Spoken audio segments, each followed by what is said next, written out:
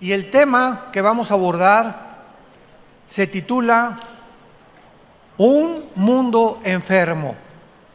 Un mundo enfermo.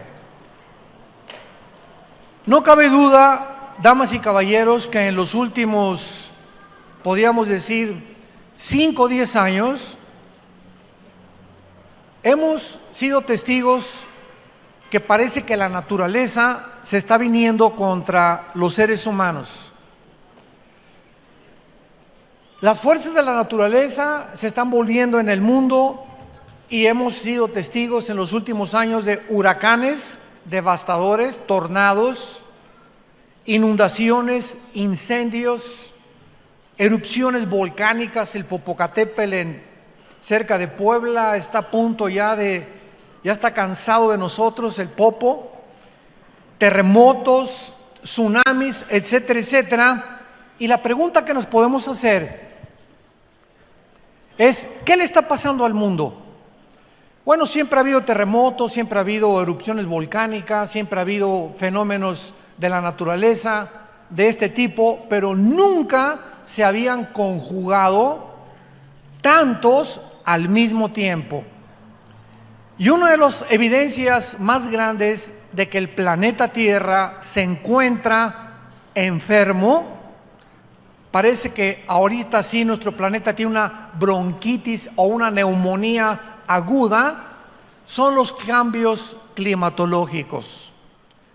Cuando ya la primavera no es primavera y en el invierno ya no es invierno, y cuando debe haber calor hay frío y cuando debe haber frío debe de haber calor, nos damos cuenta que los ciclos de la naturaleza nos indica que verdaderamente la ecología del planeta Tierra se encuentra en gravedad.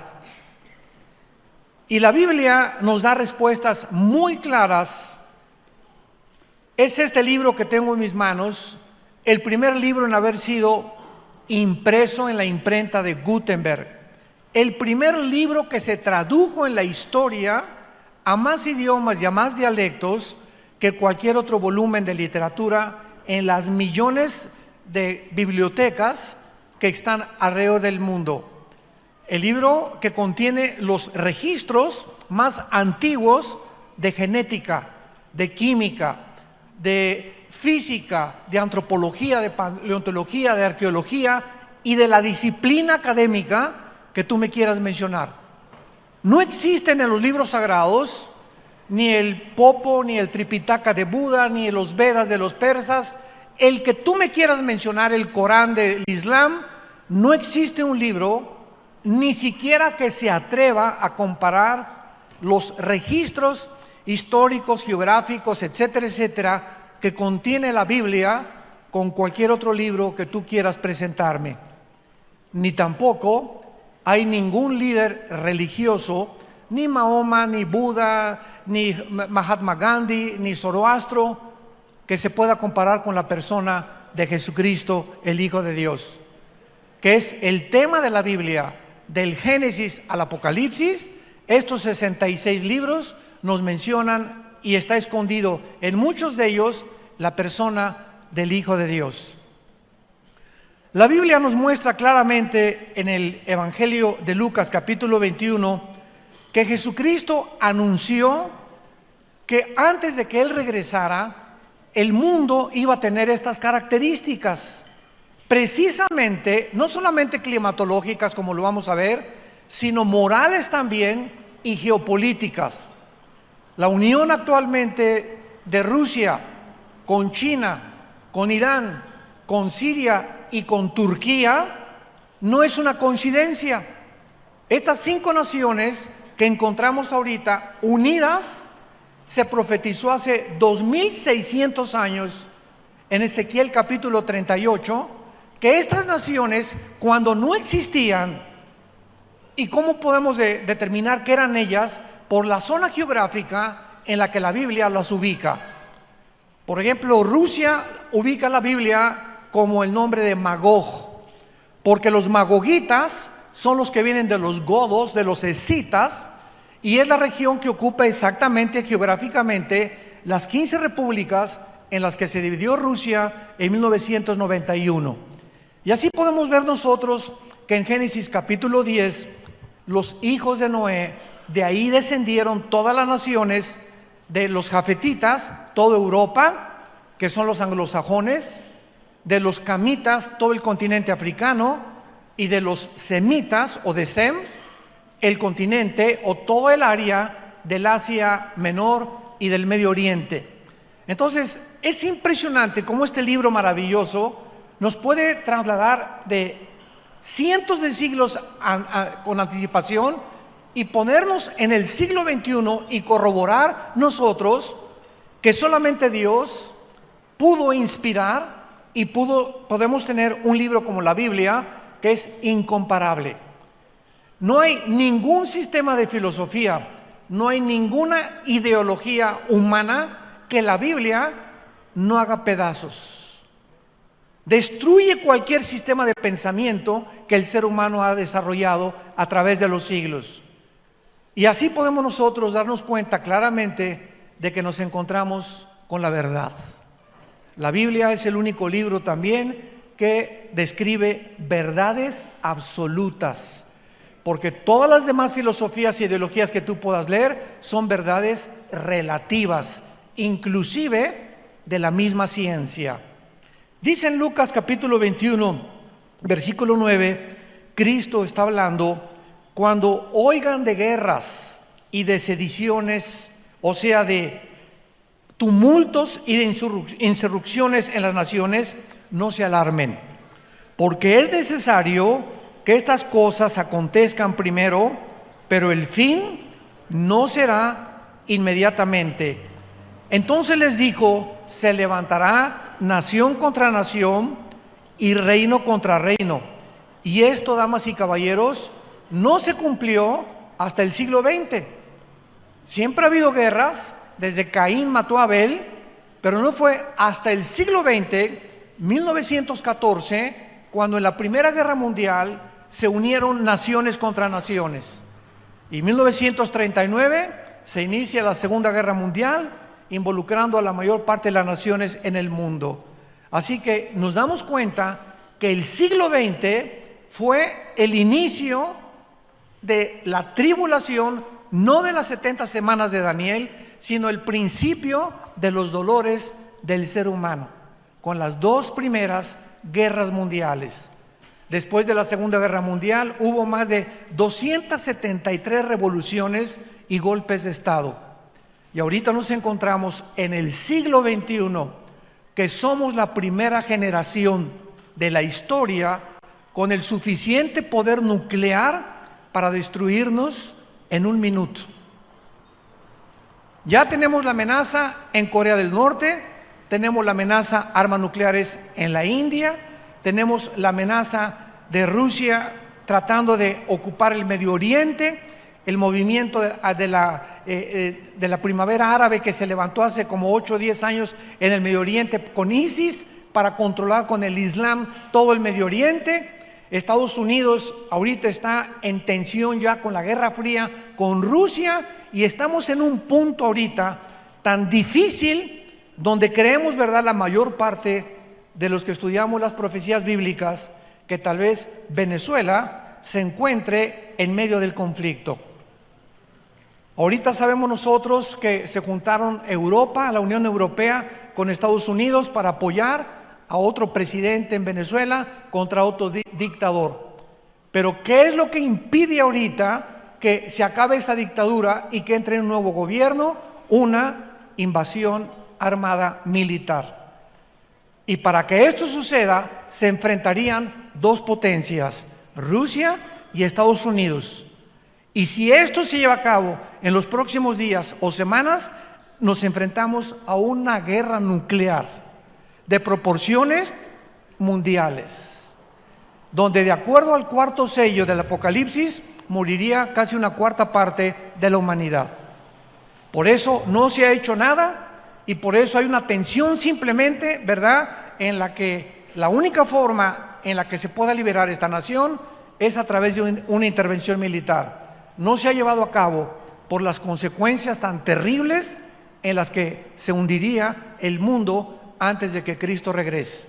Esto es solamente un ejemplo de lo que Jesús dijo: oirán de rumores de guerras. Y es lo que estamos oyendo. Los tambores de guerra se oyen en el mundo entero. Muy bien. El libro de Isaías, capítulo 24, nos describe hace, apúntenlo, 2700 años. Este libro fue escrito hace 2700 años por el profeta Isaías.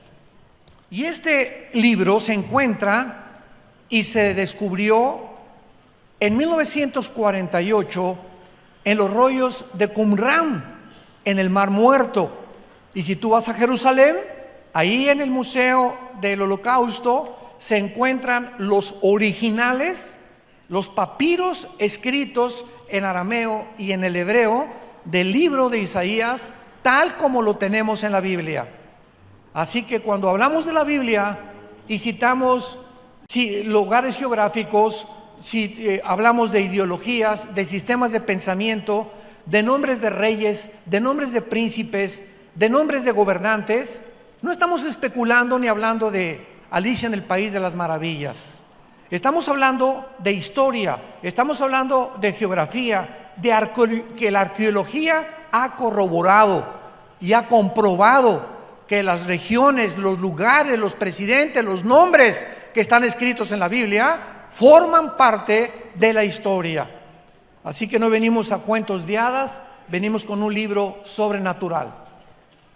Veamos lo que el profeta hace 2700 años profetizó, cómo iba a acabar el mundo y las razones por las cuales el mundo, síganme con mucho cuidado, se encuentra en las condiciones en las que se encuentra actualmente.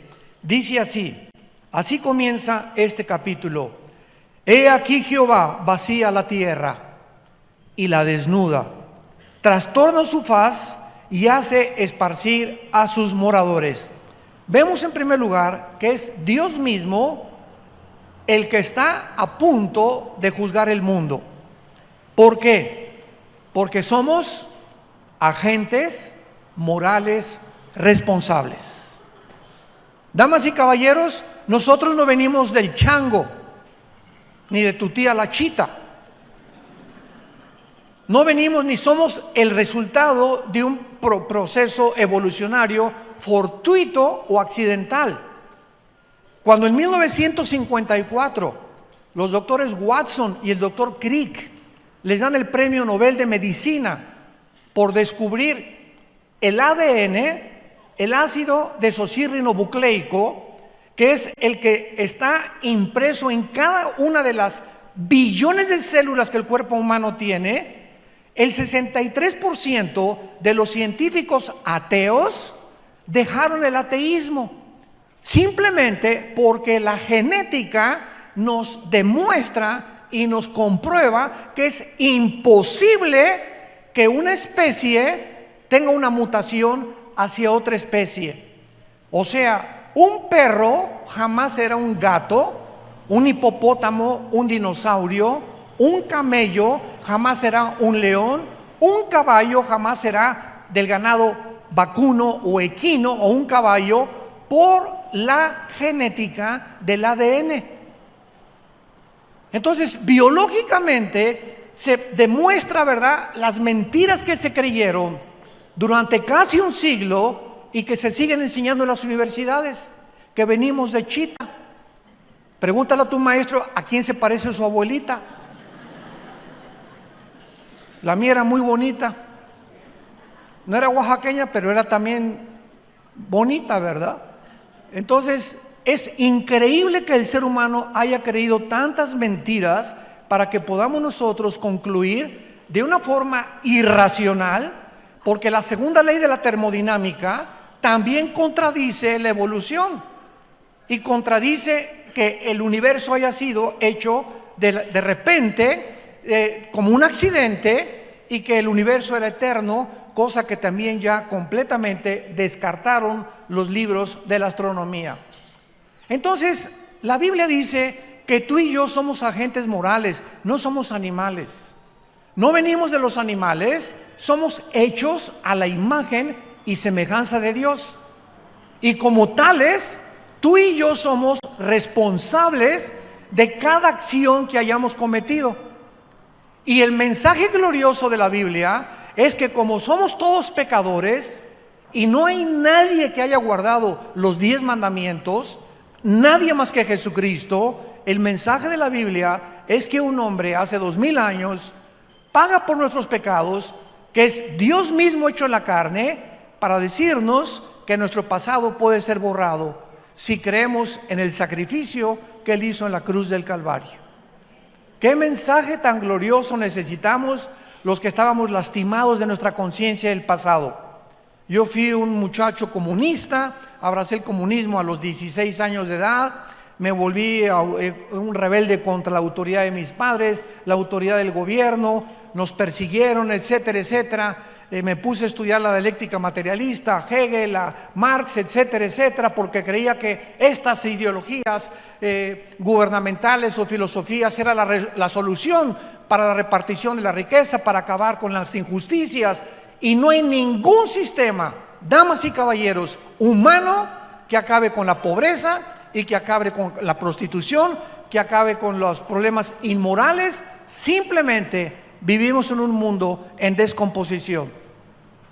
Y el mensaje es: vengan a la cruz aquellos que quieran ser salvados, porque el barco se está hundiendo. Muy bien, en el libro de los Hechos, capítulo 17, los apóstoles, cuando comenzaron a predicar la resurrección de Cristo, este fue el mensaje de los apóstoles en el primer siglo de la era cristiana. Dice el versículo 30, Dios, habiendo pasado por alto los tiempos de esta ignorancia, ahora manda a todos los hombres en todo lugar que se arrepientan. En esta mañana, Dios no te está sugiriendo, Dios te está ordenando que dejes el camino que tú llevas en esta mañana.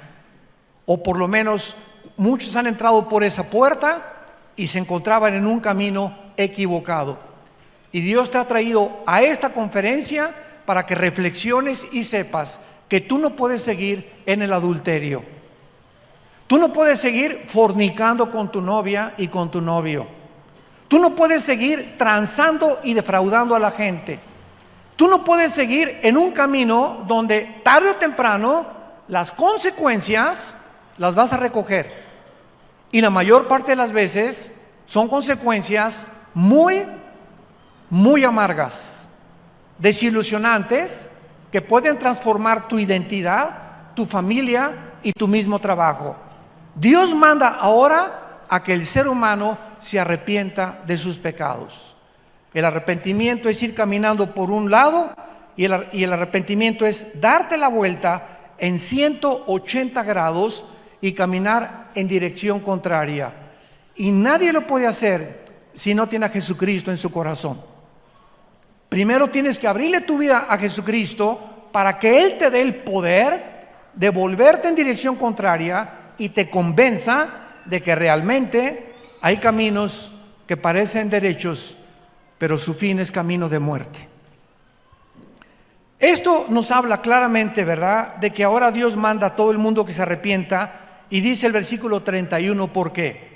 Porque Dios ha establecido un día en el cual te juzgará. Dios ha establecido un día en el cual juzgará al mundo con justicia por aquel varón, o sea, por Jesús, a quien designó, dando fe a todos con haberle levantado de los muertos. Regresamos a Isaías 24 y dice el versículo 2, y sucederá como al pueblo, como al sacerdote, como al siervo, como al amo, como a la criada, como al ama, como al que compra, como al que vende, como al que toma prestado, como al que da logro, así al que lo recibe. En segundo lugar, será un juicio universal. Indígenas, políticos, ricos, clase media, clase social, no va a haber distinción de personas, estarán delante de Dios. Y cada ser humano en el día del juicio va a ser juzgado de acuerdo a la luz que haya recibido acerca del conocimiento de Dios. Muchas veces me han preguntado, oiga, ¿y qué pasará con aquellos que nunca oyeron de Cristo? Es una muy buena pregunta. ¿Y qué pasará, por ejemplo, con los budistas, pues, que nunca hablaron de Cristo ni tuvieron la Biblia? Muy buena pregunta. Y los musulmanes que también nunca han oído hablar de Cristo, y los indígenas, los aztecas, tlaxcaltecas, chichimecas, mixtecos, que nunca oyeron hablar de Cristo ni de la Biblia. ¿Cómo los va a juzgar Dios? La Biblia tiene la respuesta en Romanos 2, del 12 en adelante. Y ahí el apóstol Pablo explica en Romanos 2, del 12 en adelante, que las personas que han muerto sin el conocimiento de la Biblia, para que tú lo sepas y no te andes preocupando qué les va a pasar a los demás, los que han muerto sin el conocimiento de Cristo y sin el conocimiento de la Biblia, Dios los va a juzgar por su conciencia. El día que Cristo juzgará los secretos de los hombres. Entonces no nos preocupemos por la gente que no ha oído hablar de Cristo. Ni, por ejemplo, nuestro padre, mi padre, nosotros éramos sumamente católicos. Yo quería a los 12 años ser cura y estuve en el seminario salesiano durante casi un año y haciendo el noviciado, aprendí un poco de latín, era a monaguillo y yo quería abrazar el sacerdocio, era muy místico de niño, etcétera, etcétera. Y cuando nos dijo un arzobispo que teníamos que hacer el voto del celibato sacerdotal, le pregunté, perdón, excuse me, ¿qué es eso? Y me dice, a esa edad que yo tenía 13 años, es que ustedes tienen que hacer un voto que no se pueden casar jamás. Y recuerdo que esa misma tarde, estábamos en Acapulco en el seminario, ahí en la colonia Costa Azul, pasó una güerita en una bicicleta, muy parecida a mi amor.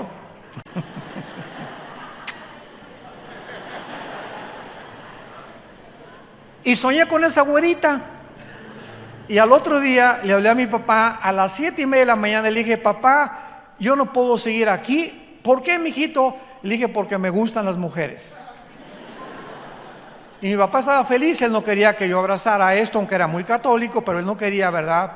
Pues sabía muy bien, no me quería decir la verdad, me recogió a las 8:15 de la mañana y me decepcioné muchísimo de la religión y por eso me hice ateo.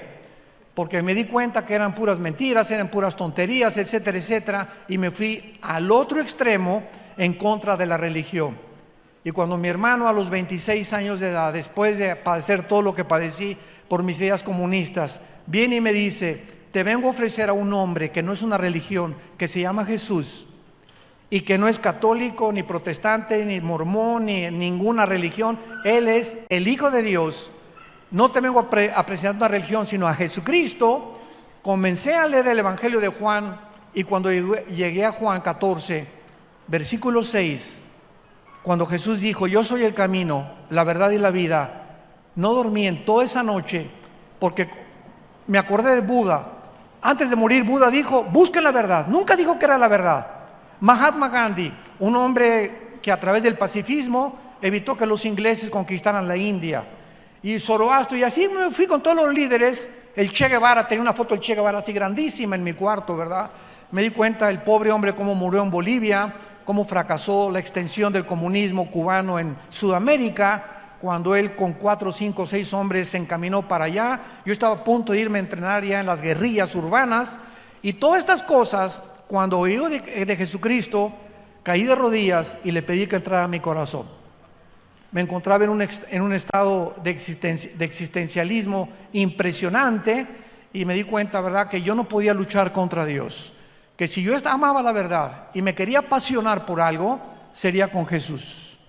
Y le prometí a Dios que yo quería ser un apasionado de la verdad, levantar este libro y dedicar mi vida, la corta vida que Dios nos ha dado, a decirle al mundo, Jesús vive, arrepiéntete de tus pecados.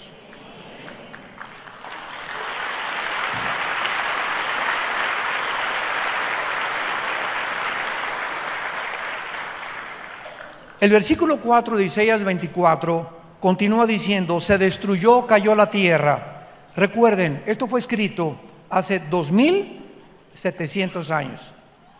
Se destruyó, cayó la tierra. Enfermó, cayó el mundo. Enfermaron los altos pueblos de la tierra. y la tierra se contaminó bajo sus moradores. Porque vean las tres razones del juicio de Dios contra este mundo. Número 1, traspasaron las leyes. 2, falsearon el derecho. Y 3, quebrantaron el pacto sempiterno. Por esta causa, la maldición consumió la tierra y sus moradores fueron asolados.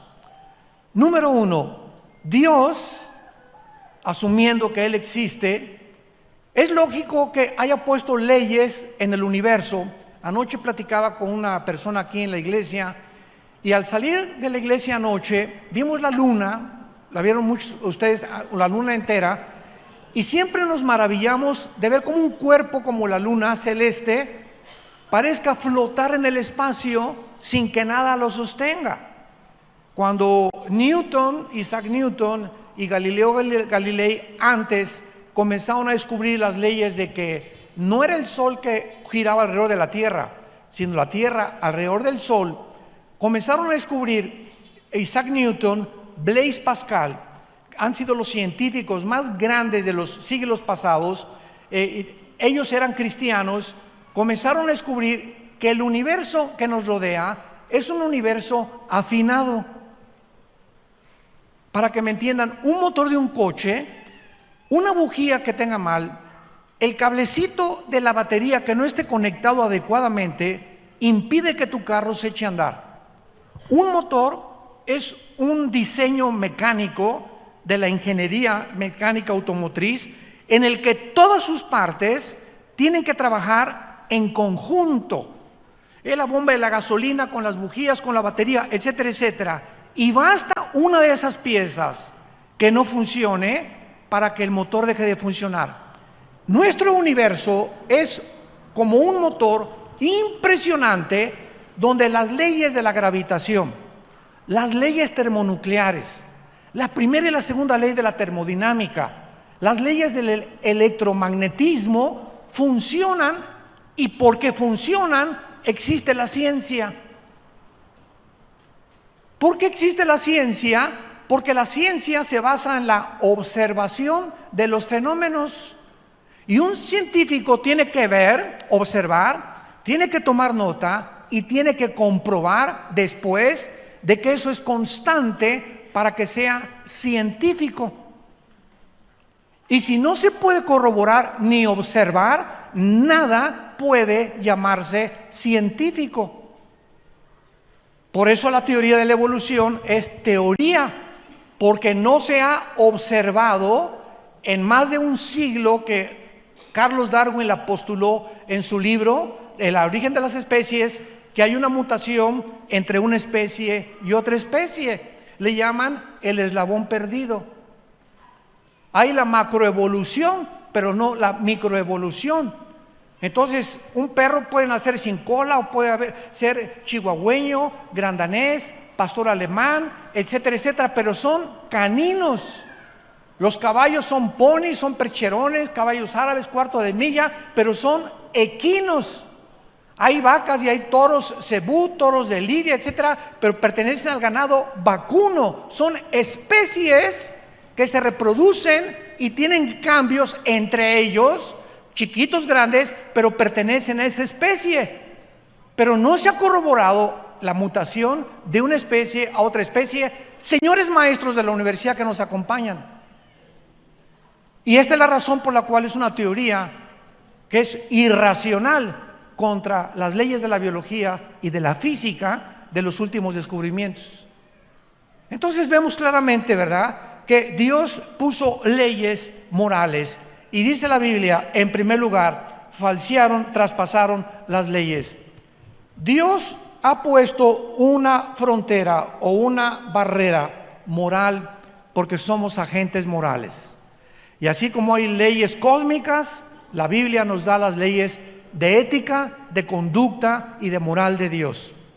Y cuando tú traspasas esas leyes que Dios ha puesto para que no nos crucemos al otro lado, ¿cómo se llama? Cuando te pasas en la calle la luz roja. Se llama transgresión. Has transgredido las leyes de tránsito de la ciudad de Oaxaca. Y si te veo en la policía, te dan un ticket inmediatamente, porque estás yendo más allá de lo que las leyes te permiten no ir. Entonces Dios ha puesto leyes morales, y una de las leyes es precisamente el matrimonio. Y Dios dice: cuando tú te cases, no traspases las leyes. El sexo se usa nada más dentro del matrimonio. No le hagas caso al sexólogo, ni a la doctora Corazón, ni al psiquiatra, ni al psicólogo que no son cristianos, porque la única autoridad sobre el sexo, cómo debe ser usado, es Dios. Él es el que nos los dio como un derecho, como un regalo maravilloso, precioso, lindo, etcétera, etcétera, dentro del matrimonio. Y cuando traspasamos las leyes y comenzamos a usarlo fuera de las formas en las que Dios lo estableció, nos volvemos culpables delante de Dios. La Biblia le llama el pecado de la fornicación. Y dentro de la fornicación es sexo antes de casarte, bestialismo, sexo con animales. Dentro del matrimonio, adulterio con una persona que no es tu esposo o tu esposa, hombre con hombre, mujer con mujer. Y hay una depravación actualmente en el mundo donde Dios dice: ya estoy hasta acá, basta. Si la humanidad sigue como está ahorita, se van ellos mismos a autodestruir. Hemos falseado el derecho. Pero además de ese derecho, hay derechos civiles. Señores abogados que nos visitan, antes de Atenas y antes de Roma, les quiero comunicar, si no lo sabían, que los atenienses y los romanos no inventaron el derecho. Las leyes y los principios del derecho y de las leyes para gobernarnos civilmente vienen de este libro de la Biblia. Escuchen, por ejemplo, en el libro de Deuteronomio, en el Antiguo Testamento, capítulo 1, lo que Dios le dijo a Moisés, cómo gobernar, y que lo escuchen ahorita los agentes del Ministerio Público, los senadores que nos están escuchando, los gobernantes, los presidentes, los diputados, los presidentes municipales y todos aquellos hombres y mujeres que se encuentran ejerciendo el derecho civil a favor de los pueblos. Miren lo que la Biblia dice, Deuteronomio capítulo 1, versículo 16 en adelante. Dios le dice a Moisés, número 1, no hagan distinción de personas en el juicio. Así al pequeño como al grande van a oír. No tengan temor de ninguno, porque el juicio es de Dios. Y la causa que os fuere difícil, la traerán a mí y yo la oiré. Desde entonces, desde este libro, el símbolo de la abogacía es una mujer con los ojos vendados. Todos ustedes que son abogados lo saben, con una espada y con una balanza. ¿Qué representa esta mujer? Representa en primer lugar que los que van a ejercer el juicio se venden los ojos y no vean si es rico o si es pobre al que se le está juzgando. Porque si tú juzgas porque la persona tiene dinero y la persona no tiene dinero, has violado y has falseado el derecho. Y eso Dios lo castiga severamente. Número 2, la espada representa la justicia. La justicia tiene que ser ejercida y tiene que ser llevada por el Estado de Derecho, porque si no hay justicia en un pueblo, no puede un pueblo ser gobernado. Cuando hay personas que bloquean las carreteras o las autopistas y el gobierno no hace nada, ese gobierno ya no está gobernando, afectando a terceras personas. El gobierno tiene que usar, desgraciadamente, el uso de la fuerza y de la violencia para ejercer el Estado de Derecho cuando es necesario. Y en un caso así, se manda a granaderos, o se manda gases lacrimógenos, o se manda a militares, pero nadie puede atreverse a bloquear los caminos federales sin que nadie del gobierno los interrumpa.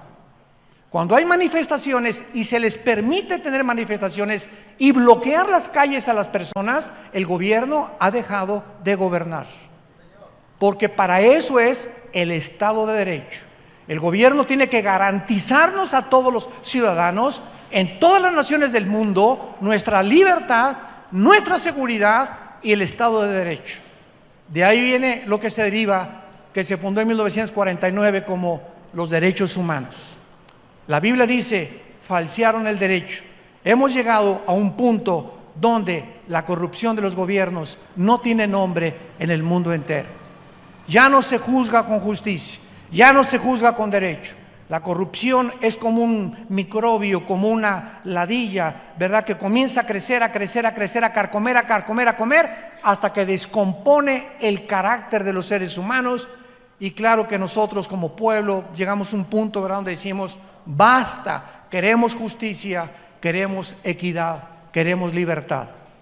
En segundo lugar, dice la Biblia que no solamente se han traspasado las leyes y falseado el derecho, y el más grave mandamiento por el cual Dios va a juzgar a la humanidad, lo dice el versículo 5, quebrantamos el pacto sempiterno.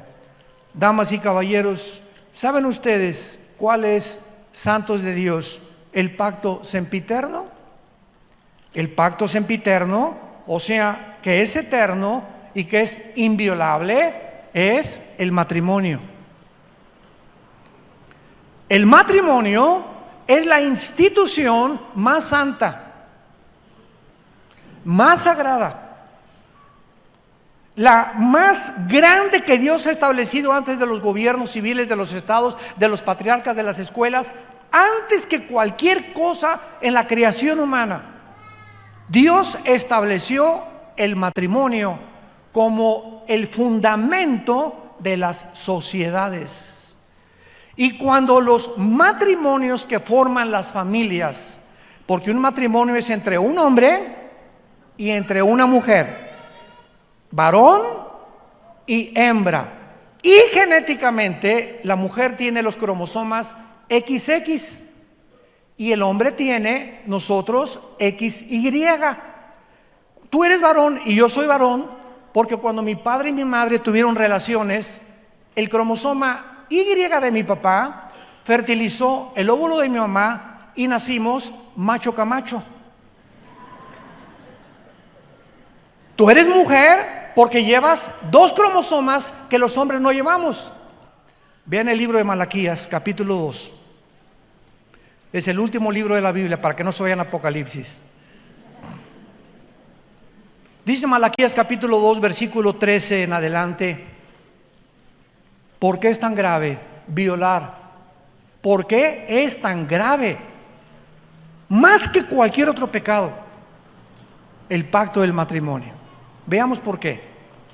Le dice Dios a los líderes de Israel, esta vez harán cubrir el altar de lágrimas de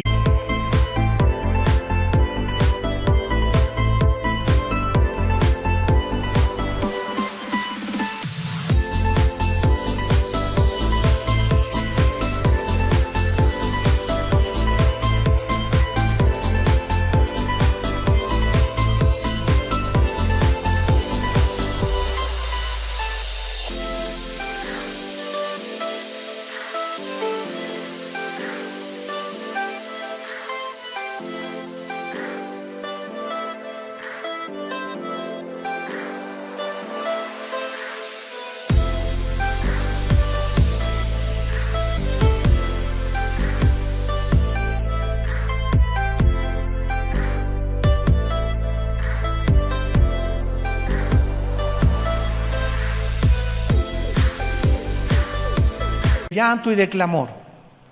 No miraré más a la ofrenda para aceptarla con gusto de vuestra mano. Y me dirán por qué. Noten ustedes, antes de continuar, que los líderes de Israel habían llegado a una insensibilidad en la que ya no estaban conscientes que lo que estaban haciendo era mal. Y cuando una persona a lo bueno le llama malo y a lo malo le llama bueno, En Romanos capítulo 1 el apóstol Pablo le llama que han quebrantado completamente el derecho y se les llama mente reprobada. Dios los entrega a una mente reprobada. Si una persona insiste en ser algo que no es, Dios te deja. Pues yo quiero nada más hacerme rico. Ok, no me hagas caso y entonces vete por el dinero. Y el día que tengas tú el dinero que es por el cual estás viviendo, te vas a enfrentar con la maldición que se te va a convertir en maldición el dinero que tú querías tener. Pues yo quiero tener otras amantes porque tengo dinero. Ok, Dios nos da la libertad, tenemos el libre albedrío. Pero en ese momento, cuando tú insistes o cuando un ser humano insiste en decirle a Dios, déjame vivir solo, yo soy Dios, yo hago mis mandamientos, yo puedo decidir entre qué es bueno y qué es malo. Dios te dice, te dejo. Y es el peor juicio de Dios cuando Dios nos abandona y nos permite hacer cosas que ni los animales pueden hacer. Y estos líderes de Israel llegaron a ese punto, pero querían ir a la iglesia, querían ser religiosos, y Dios les dice, van a llorar, y le dicen, ¿pero por qué? Ya no sabían entre el bien y entre el mal, ¿por qué? Y Dios les dice, ¿por qué?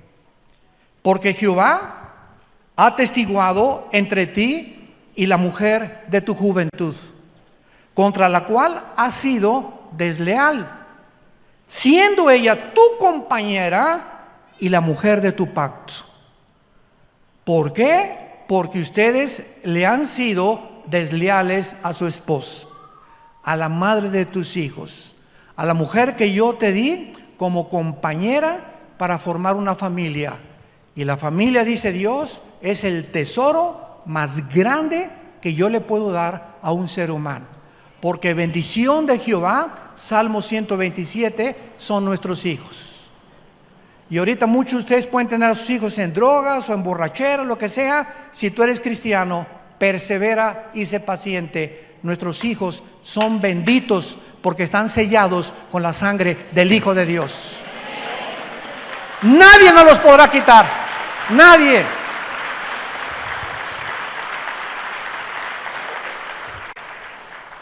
Esto me impresionó tanto hace algunos años que me puse a investigar la etimología o el significado de la palabra que se usa aquí, desleal, que es la palabra o el adjetivo que usa Dios contra los hebreos. Y a los que les interese la palabra hebrea, bagad, con B de bueno, Baj, H-A y D de David al final, bagad. Escuchen lo que significa en el hebreo ser desleal.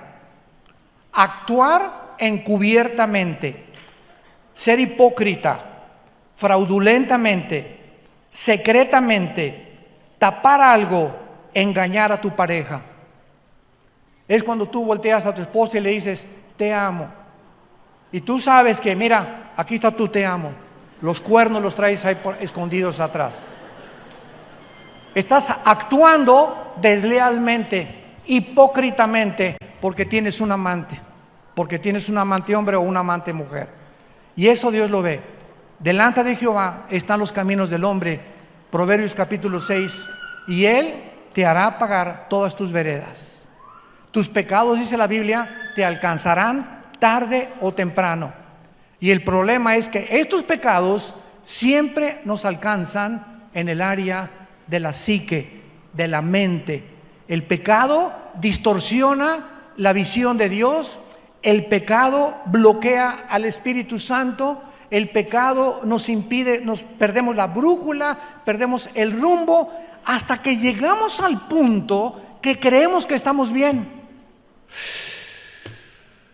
Y ese es el último punto donde lo que tú haces crees que está bien. Una canita al aire, dicen muchos. Ay, pues todo el mundo lo hace. Te comienzas a desensibilizar y actuar de una manera completamente irracional. Y siempre sabemos que cuando confesamos nuestros pecados, Dios es fiel y justo para perdonarnos y limpiarnos de toda maldad, porque la sangre de Cristo nos limpia de todos nuestros pecados. Y finalmente, vean ustedes la terminación de este capítulo tan tremendo en que va a acabar el mundo, porque hace algunos años le pregunté yo a Dios, ¿A dónde tiene que llegar el mundo para que sea el colmo como Sodoma y Gomorra? Sodoma y Gomorra y las ciudades vecinas, Génesis capítulo 19, llegaron a un punto donde dice que desde los más pequeños hasta los de la tercera edad practicaban la homosexualidad. Y esto Dios tenía que destruirlo para la preservación y la continuidad de las sociedades. Es el principio de un jitomate podrido con 99 jitomates podridos, que tienes que sacarlo podrido para que los demás puedan comerse o ser comestibles. Entonces, cuando Dios ve que en una sociedad hay demasiada infección, es un acto de misericordia que Dios haya destruido a Sodoma y Gomorra con fuego y con azufre. Entonces yo le pregunté a Dios, ¿será que el mundo tiene que llegar otra vez a este punto de ebullición donde, como en un hoy express, estamos ya a punto de reventar las sociedades del mundo y el basurero en que estamos viviendo? Y dice finalmente la Biblia en el versículo 19 del capítulo 24 de Isaías: será quebrantada la tierra, enteramente desmenuzada, será conmovida, temblará como un ebrio la tierra, removida como una choza, se agravará sobre ella su pecado y caerá, y nunca más se levantará. En aquel día Dios castigará al ejército de los cielos en lo alto, y a los reyes de la tierra sobre la tierra. Serán amontonados como se amontonan los encarcelados, y en prisión quedarán encerrados, y serán castigados después de muchos días. La luna se avergonzará y el sol se confundirá, cuando Jehová de los ejércitos reine en el monte de Sión y en Jerusalén, y delante de sus ancianos sea glorioso. Todos nosotros que hemos sido cambiados por el poder de Dios mediante la cruz, estamos esperando nuevos cielos y nueva tierra. Todo esto va a desaparecer. Ahora que cayó la famosa catedral de Notre Dame en París, impresionante que en 3 días se juntaron más de 17 millones de euros, y con los niños pobres en más de 10 años no se ha juntado ni un solo millón por una mugrosa catedral. Porque es lo que eso, la cultura, el arte, lo que tú quieras y mandes, pero es cemento y estatuas, y sí tienen un valor cultural, claro, y el arte es maravilloso, pero es increíble que el ser humano le ponga más énfasis a las cosas del arte que a nosotros mismos. Eso es lo que trato de decirles, a qué grado hemos llegado de desensibilización. En 2 días, 17 millones de dólares para levantar esta catedral, que cuando venga el Señor se va a acabar todos los edificios y todas las estatuas y todas las construcciones que nosotros hemos hecho. Y dice la Biblia que en aquel momento podremos saber que nuestra fe no fue en vano.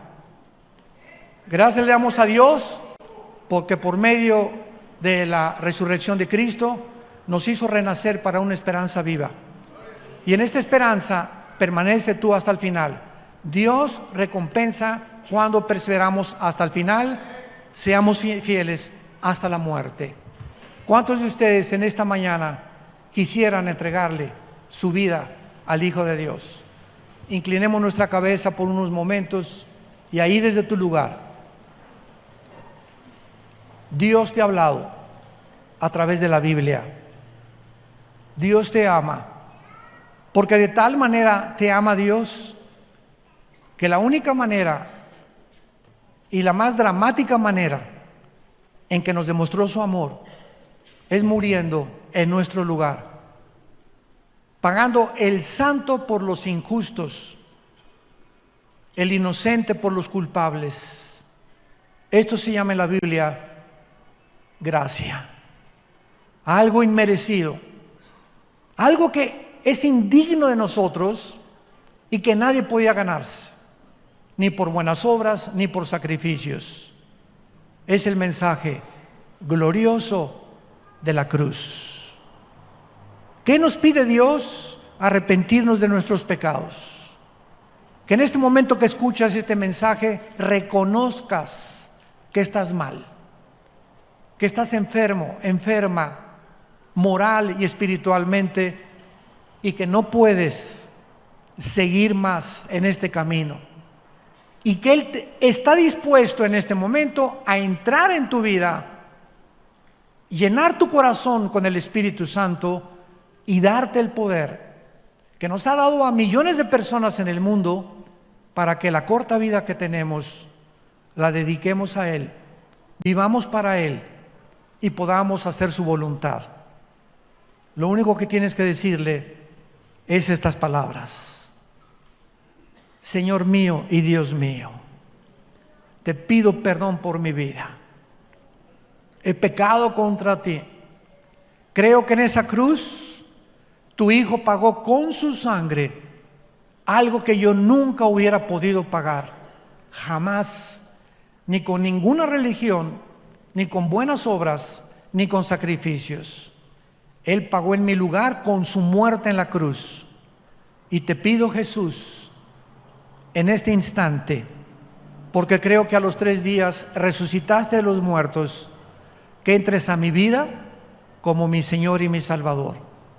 En el nombre precioso tuyo, Jesús, a quien te entrego mi vida incondicionalmente. Amén.